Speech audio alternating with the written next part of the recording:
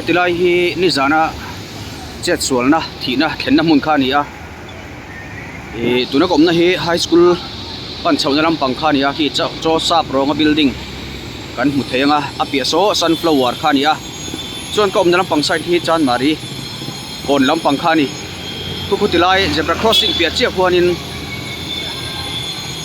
khudai khu ain chil na lai kha ni a apoi ka tikhop mai he thil hi mi film khur lo zar hi ke pon ka lo zo ve zo zo to kan film khur tlan hi ngai ni lir thei khal te hi ni zan ni som pali mei kum sang ni som ni paruk zan kha ni a ta hian la lun tuangi thing sul khia khua kum som ni pathum ta hian ka po chon lawin huna hian a bora la ei vai hut an phul na lai hi ni apoi khop mai dikhan bike in an fataya side lo lama tangin chon an hungami khan aron chil sui ni na langa lan dana khan chu han an chil sui ni pon han boy som ngal mai sela boy som lo khan an tlan tlang ani mel le ngala ari lu na thak khop mai tin comment vel te kan chiara kan ena mei chia chuti khati zan raya chuak do chuti khati ti te kha awma kan mei chia hi zan raya hian chuak tam tak anuma an chua wang khanin an vo sual ta e an voni khuwa lo ta e ti na la pangkha an kok vek lo ti kha shave shim shimila din mun te poi nang lova engemo har sat na sang sang engemo emergency wanga chuak te pon ni ve thei ti kha sia ila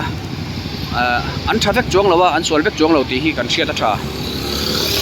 poi khop mai mitin te kan film khur ta na ngai ni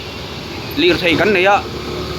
adan kan zom le si lawa kan zom lo mai pon lo kan zom du lo sual tak tak ril ru che tak tak hi lir thei khal tu hin kan tamani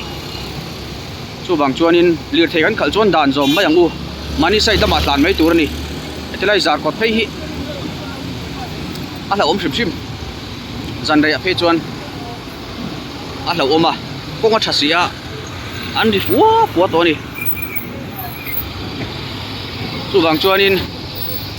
film khur tak te po hian film khur lo zar kan lo zo the ni zan rai du thu sama chuanin sarkar lam pang hian zan rai hian duty te hi da thei sela lir thei chaklu tuk tak maya dan fuwa ho abikin bike khal thin ho hin ni scooty te po an ni thawa abik takin bike a chak tak dan thin ho hi an tau omani henga wang hianin hetiang chet sul na hi ala theng fo lo wang ti po a soi thei lo ni tu bang chuan ma ni side lama han tlan po a nung lama tang mi ron pel tu te aron tho fuwa zel thin ani an tlan chak to thin sia a hlo om to thin ani thin phu de phian kan tlan hi ni ber mai zel engemo zan raya emergency le engemo thila han chua pal hi om lo thei lo ba he thina po hi he thina hian mitin te inzir tharnan in ngai to harnan he thina hi ron hian in ron siam se ka tingot mai poi khop maya thin em han thlen chu kan film pur hiao poi he midang film pur lo zar hi kan zo the ni heta amo phur tu te hi na takin sem sela katia danan bo chia chu ni phot mai ni side lo lama an tlana side lo lama tlan hi dan bo chiat na ani sim phot mai ni lir thei kan khal ani don chon dan hi kan zo mangai dan kan shet ang ringot hi ni lo a shet chu kan sedau fur ma se kan zom thadu lo hi poi ni dan kan zom no chuan chet sual la theng fo thin mar ta run thengin ani to